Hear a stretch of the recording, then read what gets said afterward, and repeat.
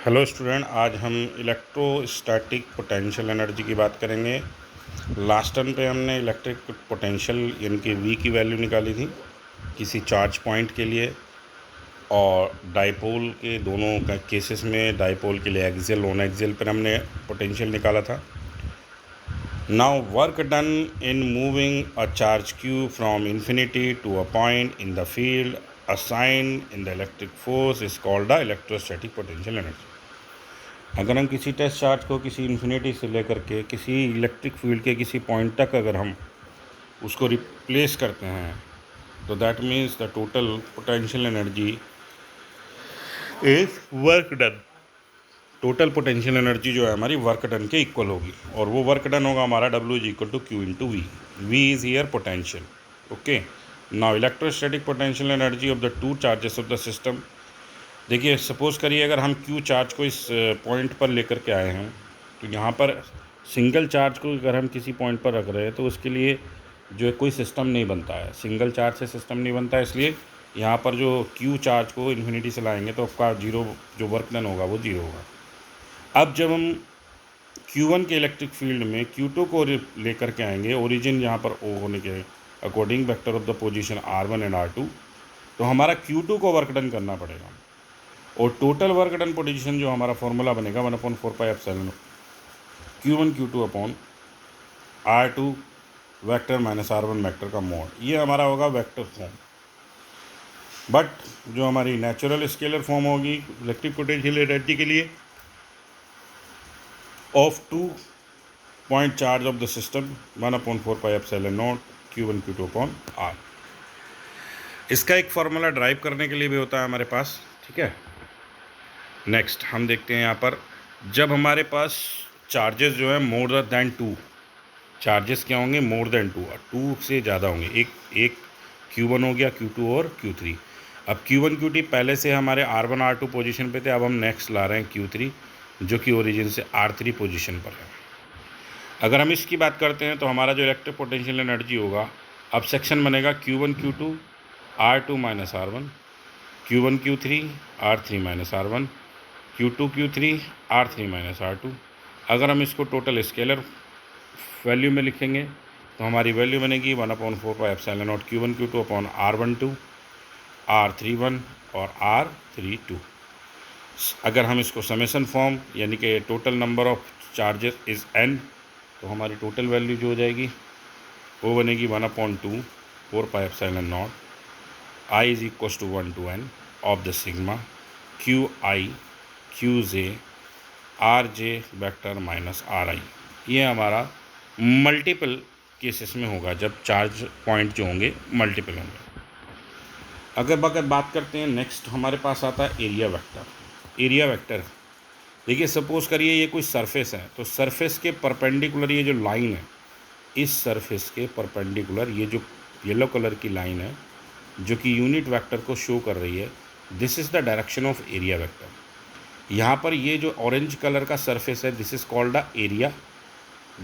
इसको हम डिनोट करेंगे DS वेक्टर से, जबकि DS vector is equal to होगा DS of unit vector n। यहाँ पर n is the direction of area vector. तो small area of a surface can be represented by the vector DS। But now अगर हम बात करते हैं किसी इलेक्ट्रिक फ्लक्स की, तो इलेक्ट्रिक फ्लक्स क्या होता है? Electric flux is the electric field lines, क्या number of total electric field lines that passing through the surface, जो इस सरफेस को पास कर रही हूँ, क्रॉस कर रही हूँ। हाँ, total number of lines is called flux, and these flux are called the natural flux. Natural flux why? क्योंकि जो हमारे टोटल नंबर ऑफ लाइंस हैं, ये जो आप देख रहे हैं, ये जो लाइन येलो कलर की, 90 डिग्री पर अगर सरफेस से जाएंगी तो ये सरफेस को क्रॉस नहीं कर सकती। जो ये हमारी ग्रीन कलर की लाइंस हैं, ये हमारी आपकी इस सरफेस को क्रॉस कर रही हैं, ठीक है। और ये इलेक्ट्रिक फील्ड है आपका। जो थीटा वेरिएशन की आप देख रहे हैं, ये एरिया वेक्टर यहाँ पर कर्व में है, तो यहाँ पर एक थीटा वेरिएशन आ गया। तो इसके लिए हम फार्मूला यूज़ करते हैं d phi is equal to E dot DS। E electric field vector है और डी एस क्या है, एरिया वेक्टर। दोनों का डॉट प्रोडक्ट कहलाता है हमारा E D S cos theta. यानी कि जहाँ पर भी थीटा वेरिएशन है, अगर थीटा ज़ीरो है, ठीक है, तो सपोज वो जो फील्ड लाइंस है जो है वो बिल्कुल क्रॉस कर रही होंगी। अगर थीटा ज़ीरो नहीं है तो फिर वो क्रॉस नहीं कर रही होंगी, ठीक है, समझ रहे होंगे। नेक्स्ट बात करते हैं, अगर हम इसको इंटीग्रेट कर देते हैं, सरफेस इंटीग्रल कर देते हैं, तो surface integral of E dot D S is equal to the electric flux. इस टोटल, ये जो हमारा टोटल सरफेस है ऑरेंज कलर का, इससे पूरा फ्लक्स कितना निकलेगा, phi equal to integral of E dot D S. Integral करते हैं ई डॉट डी एस का, तो हमारे पास ये वैल्यू आती है। Electric flux is the scalar quantity. हमारा इलेक्ट्रिक फ्लक्स जो है क्या, स्केलर क्वांटिटी है। ऐसा यूनिट की बात करते हैं तो ऐसा यूनिट हमारे पास आता है इसका न्यूटन मीटर स्क्वायर पर कूलम स्क्वायर और जूल मीटर पर कूलम। नेक्स्ट आता है स्पेशल केसेस की बात करते हैं। अगर हमारा थीटा ऑफ वेरिएशन जो ऊपर हमारा है 0 से 90 तक, तो हमारा पॉजिटिव फ्लक्स होगा। अगर हमारा थीटा बिल्कुल एग्जैक्टली 90 है तो कॉस 90 क्या होता है, 0, इसलिए हमारा फ्लक्स भी क्या हो जाएगा, 0। यानी कि फ्लक्स अगर किसी सरफेस के परपेंडिकुलर है तो दैट मीन्स समझ लीजिए कि वहाँ पर जो है टोटल फ्लक्स 0 हो जाएगा। एरिया वेक्टर अगर आपका किसके, इलेक्ट्रिक फील्ड के परपेंडिकुलर है। 90 से 180 तक आपका नेगेटिव रहेगा, क्योंकि 90 से 180 तक आपका जो कॉस की वैल्यू है वो नेगेटिव होती है, तो इसलिए टोटल फ्लक्स आपका जो है नेगेटिव हो जाएगा। Solid angle is the 3 dimensional equivalent of an ordinary 2 dimensional plane angle. SI unit of solid angle is steradian. SI unit of solid angle is steradian. जो SI यूनिट है solid angle का वह है steradian.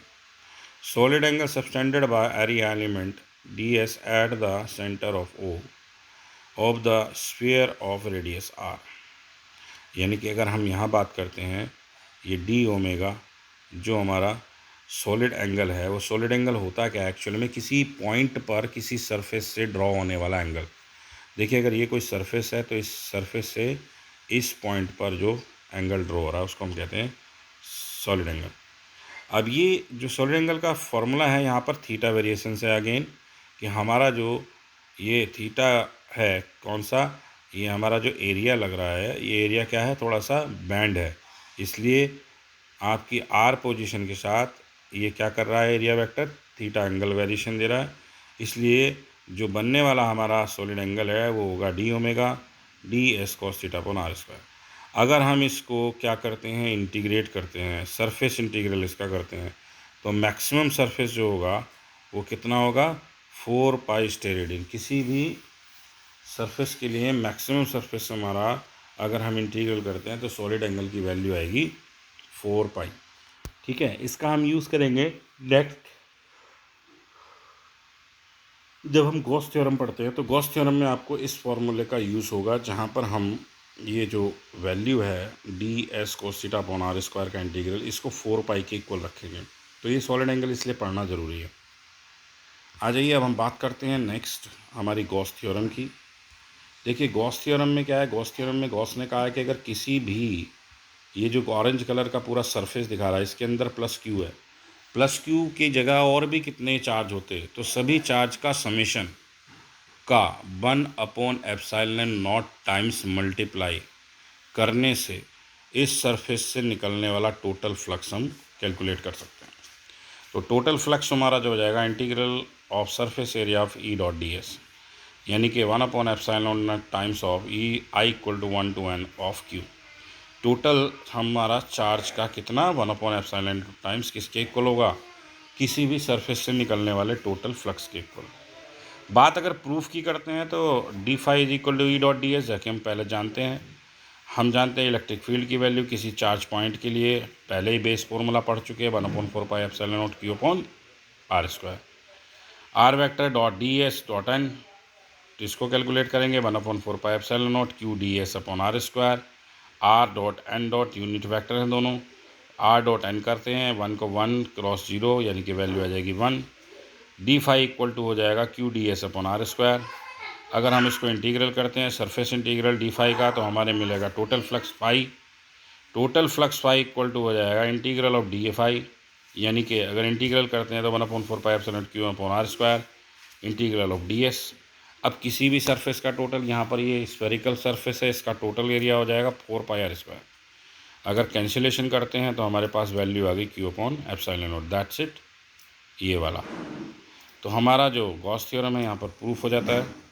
इसके बाद अगर हम Gauss theorem proof की बात करते हैं, proof of Gauss theorem for the closed surface, किसी भी क्लोज सरफेस के लिए। यहाँ तो हम स्फेयर के लिए बात किया, अगर हम कोई भी और सरफेस हमें मिल जाए जिसमें कि शेप बिल्कुल स्फेयर ना हो, तो उसके लिए हम क्या करते हैं, वही कंसीडरेशन, डी ओमेगा एंगल लेंगे, डी एस वैक्टर लेंगे, इलेक्ट्रिक फील्ड लेंगे, वही फार्मूला d∅ कर देंगे 1/4πε/Q/r²। आर का डॉट क्या होगा, डी एस वैक्टर से एन से हो जाएगा, r vector dot n vector unit vector है, 1×1, लेकिन यहाँ पर कॉस थीटा क्या होगा, ऐड हो जाएगा, क्योंकि कॉस थीटा यहाँ पर 0 नहीं है तो इसकी वैल्यू 1 नहीं होगी। तो d∅ आ जाएगा Q/4πε/0 D cos theta upon r²। Total निकालना चाहते हैं फ्लक्स, टोटल फ्लक्स निकालेंगे तो आप देखिए सेम का आपका वही, अगर हम निकालें डी ओमेगा कैंसिल करते हैं तो Q/ε। तो सरफेस की यहाँ देख रहे हैं हम दोनों केसेस में, ना तो ऊपर वाले केस में ना नीचे वाले केस में, सरफेस के एरिया से हमारे फ्लक्स का कोई लेना देना नहीं आ रहा।